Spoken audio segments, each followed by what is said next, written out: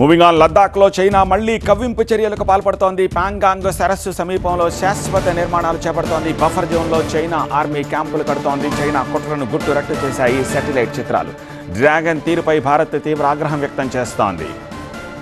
ప్యాంగాంగ్ సరస్సు దగ్గర చైనా శాశ్వత నిర్మాణాలు, బఫర్ జోన్ PLA తాత్కాలిక క్యాంపు, బఫర్ జోన్ తర్వాత PLA మొదటి క్యాంపు అందులో స్పష్టంగా కనిపిస్తున్నాయి.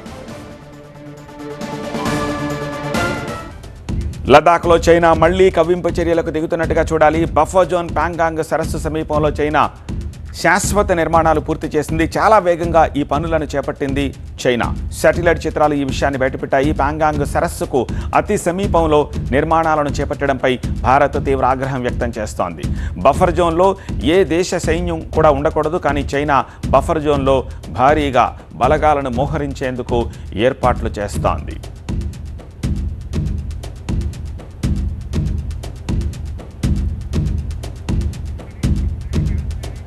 తాత్కాలిక కట్టడాలు, కొత్తగా నిర్మిస్తున్న కట్టడాలు. 2020లో ప్యాంగాంగ్ లేక్ సమీపంలో తాత్కాలిక నిర్మాణాలను ప్రారంభించింది.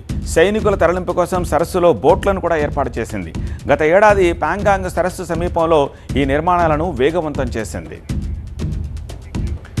చైనా ఆక్రమించిన ప్రాంతం వివాదాస్పద స్థలం. చైనా కొత్త నిర్మాణం టిబెట్ భారత సరిహద్దుల్లో ఉంది అని చెప్పేసి అంటున్నారు. లద్దాఖ్లో ఈ వివాదాస్పద స్థలంలో కూడా చైనా వేగంగా నిర్మాణాలు చేపట్టడంపై భారత్ ఆగ్రహం వ్యక్తం చేస్తోంది.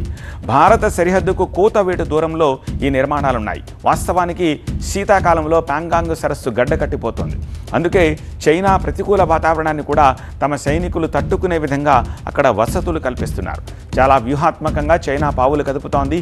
వాస్తవాధీన రేఖ దగ్గర వివాదంపై చర్చలకు సిద్ధంగా ఉన్నామని భారత్ ప్రకటించినప్పటికీ డ్రాగన్ కవ్వింపు చర్యలు కొనసాగుతున్నాయి.